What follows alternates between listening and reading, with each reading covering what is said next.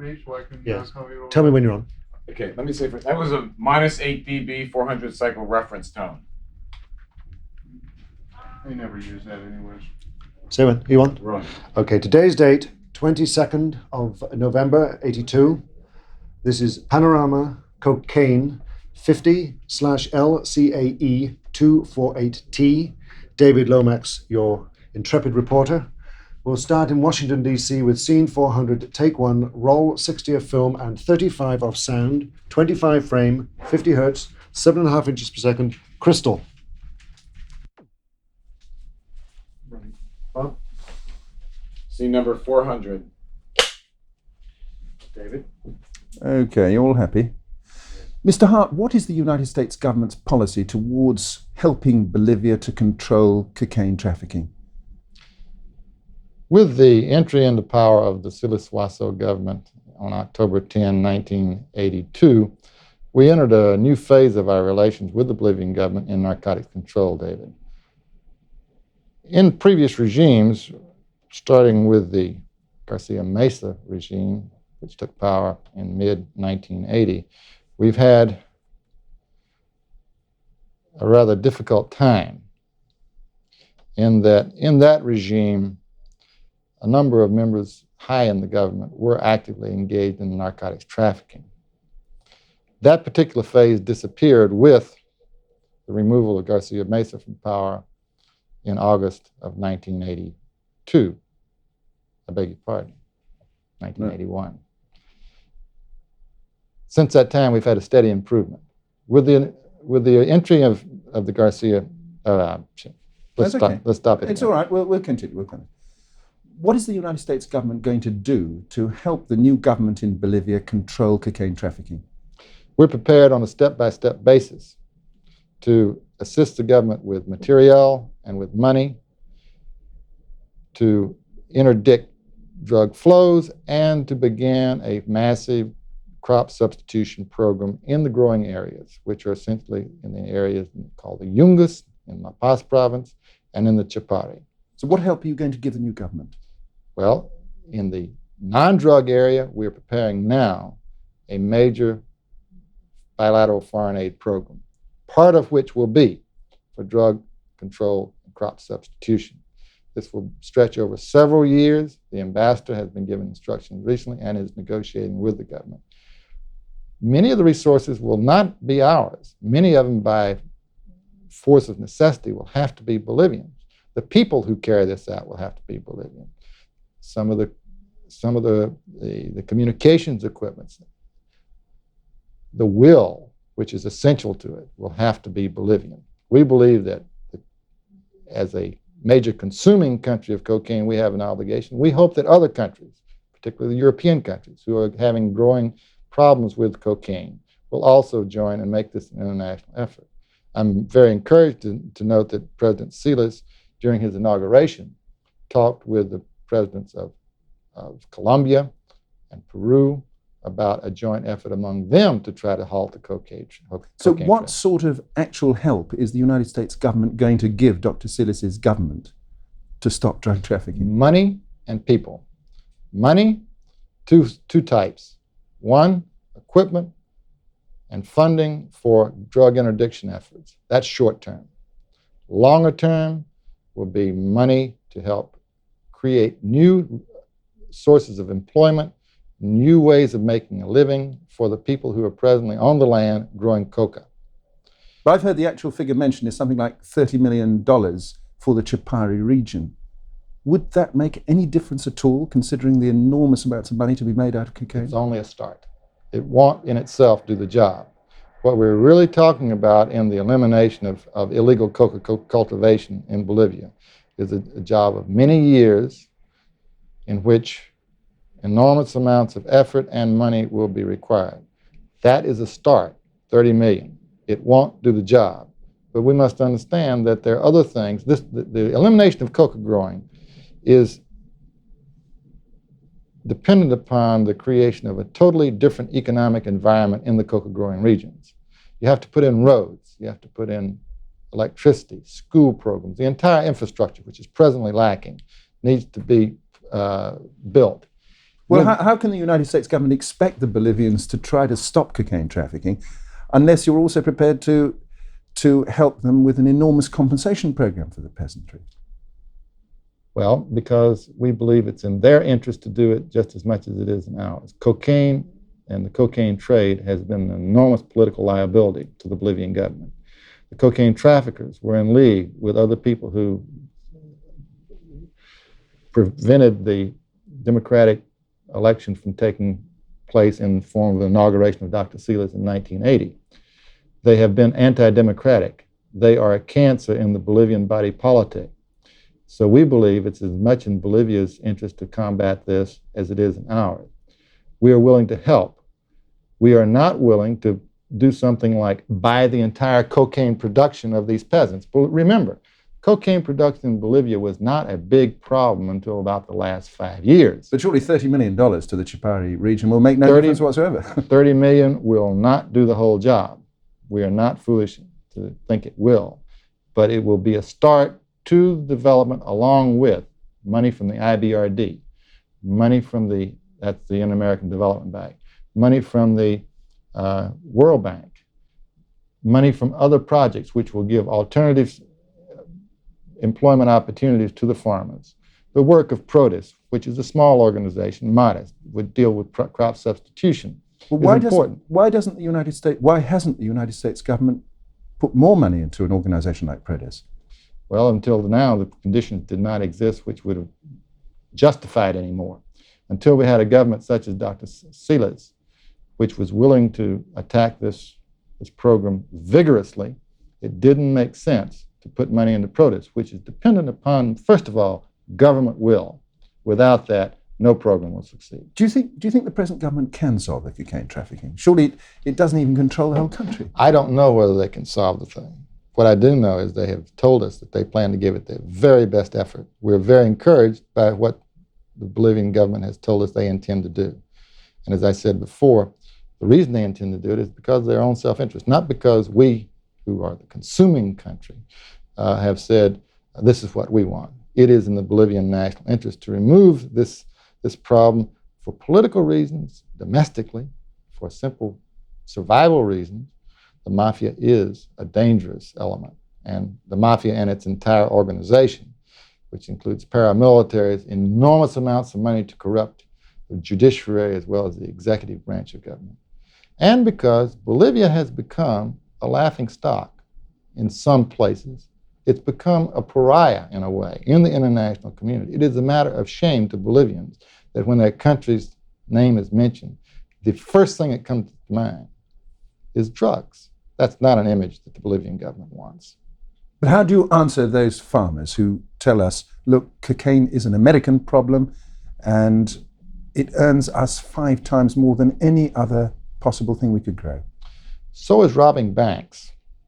Robbing banks is a profitable organization, a profitable enterprise too, but it's illegal. It's illegal in Bolivia to do what these people are doing. They weren't doing this 5 years ago. The amount of cocaine in production 5 years ago was only slightly above what was needed to supply the Indian population in Bolivia that has been chewing coca leaves for centuries as a way of alleviating hunger.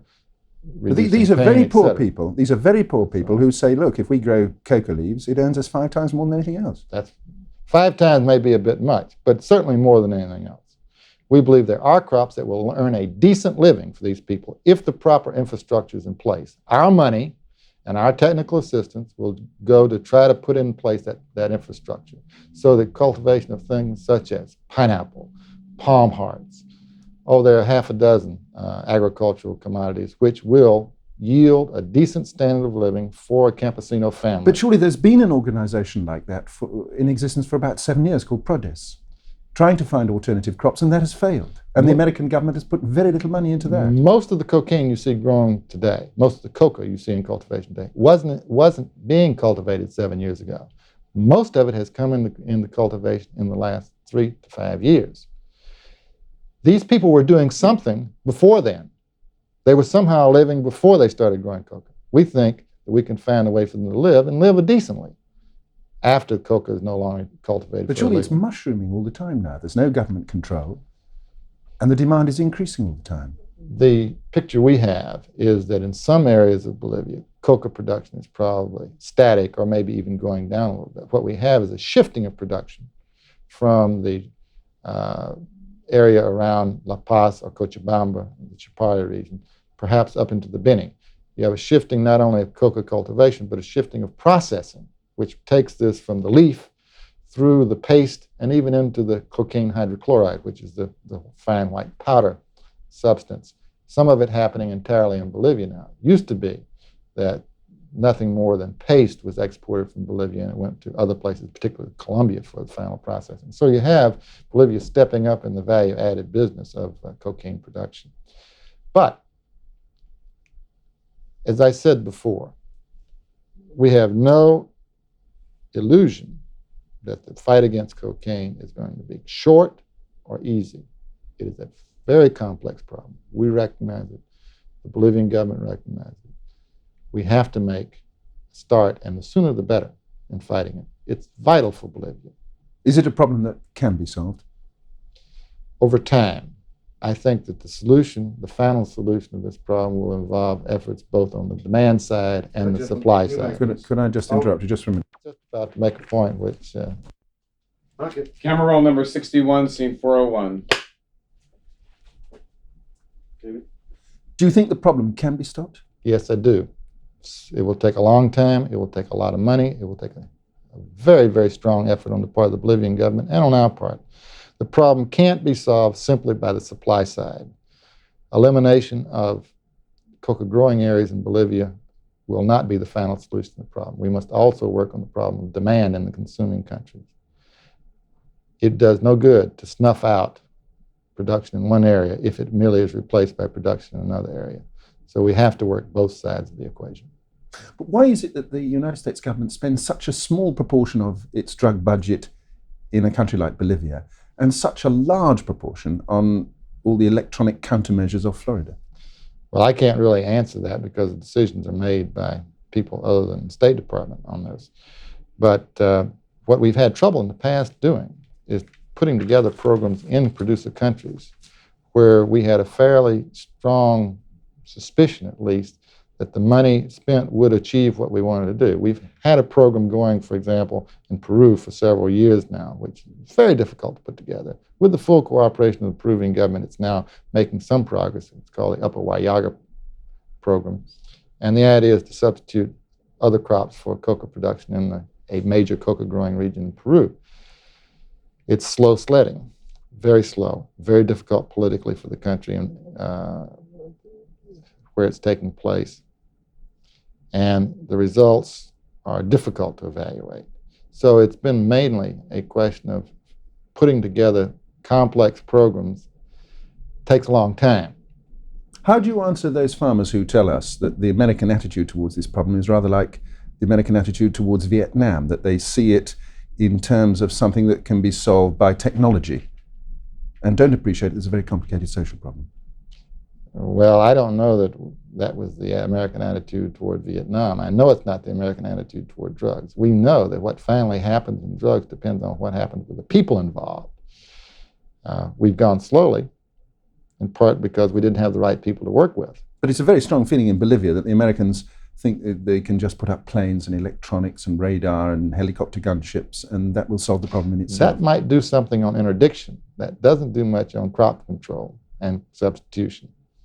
And we believe that the major thing that can happen in Bolivia, not that we don't want to catch traffickers, we do, but the major thing in long-term solution has to be changing things on the ground. That you don't do with helicopters. That you do with giving the people on the ground a different way, a legal way of making a decent living. But $30 million in Chapare, will that make any difference at all? The Chapare development program will involve hundreds of millions of dollars over a period of, say, 10 years. Hundreds of millions of dollars. That's actually been promised. That is not going to all come from the United States. Some of it will come from the Bolivian government itself. Some of it will come from the United States, and much of it will come from other lenders, such as the World Bank and the American Development Bank. But that's what it will take over a period of years in order to turn the Chapare into something quite different from what it is today, which is, in many ways, it is a huge coca growing hothouse, if you will. What would happen to the problem if cocaine were legalized in the United States? Well, it's a little bit hard to talk about that, particularly, and maybe not very profitable to talk about it, since I don't think there's any inclination on the part of the United States to legalize cocaine. But if cocaine were legalized, presumably the price would drop. I think that's a fair assumption. And the profit would be removed from the mafia operation. There have been recent surveys done even on the question of decriminalization of cocaine, and according to what I have been told, the vote in a place like Florida was 3-1 against legalization or decriminalization of marijuana. If that's true of marijuana, you can imagine what the vote would be on cocaine. So there's no early answer. I don't see any. Slogging along day by day, and trying to work at the margin of it is about the best we can do at the present. But that doesn't mean we shouldn't do it. We have to go along. Right, thank you very much indeed. My pleasure. Cut, Bob. Could you sit as you were doing before, We just need please? to get this mini market. Scene 402. David. What are the objectives of the policy of the United States government towards Bolivia? Our objectives in Bolivia have been rather constant over time. What we would like to see in Bolivia is a democratic government, which of course has an economy which is flourishing, and a national consensus about where the country would like to go. In the 2+ years I've been working on Bolivian affairs, we've summarized these in 4 points: democracy, respect for human rights, reasonable economic policy, which would allow the Bolivian government to carry out the economic programs that it wants to do, and a reasonable drug policy. Now, the last point, the drug policy, is one which frequently is given first place. It is a high priority item, but I'd say it's no higher in terms of of the U.S. objectives than the other 3 points. On 2 of these points, I think we've been extraordinarily helpful to Bolivia, because I believe that the Bolivian government objectives and the objectives of the people of Bolivia are essentially the same as ours. There was a return to democracy, and as a member of the U.S. delegation to the inauguration of Dr. Silas Suazo on October 10, I think that I and the other members of the delegation were most impressed with the graciousness and the generosity the President and the Vice President showed in their thanks to us for the conduct of our relations toward Bolivia over the last 2+ years. Some people said, and I like to think there's a little truth in this, that without the United States, the attitude of the United States toward democracy in Bolivia, that Dr. Silas would not have been inaugurated when he was. We have promised Bolivia that if they will move ahead in certain areas, such as putting the economy back in shape and taking some actions against drugs, that we will do our best within the limits of our budget constraint to help them economically. The danger with talking like this is that it sounds terribly paternalistic. It sounds like we know what's good for Bolivia better than Bolivians do. And I want to try to get away from that, because it's not our intention. But when someone says, we need your help desperately, what can you do for us?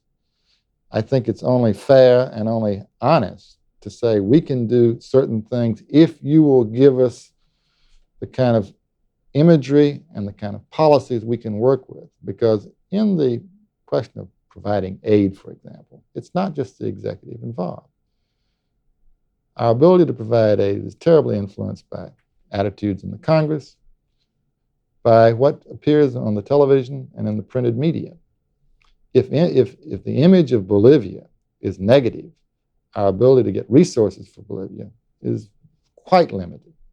And would you say that the image of Bolivia is negative at the moment? I think the image of Bolivia has been negative. I think with the inauguration of Dr. Silas, it's changed dramatically. Bolivians themselves were ashamed of the image they had internationally under for example, the Garcia Mesa government, where it was known as a human rights violator and where government officials at a high level were believed to have been engaged in the narcotics trade. That image has certainly been changing over time, and with the arrival of Dr. Silas in power, I believe it has been removed. This makes it possible for us to do things in the aid field and in terms of the general tenor of our relationships, which were not possible under Garcia Mesa.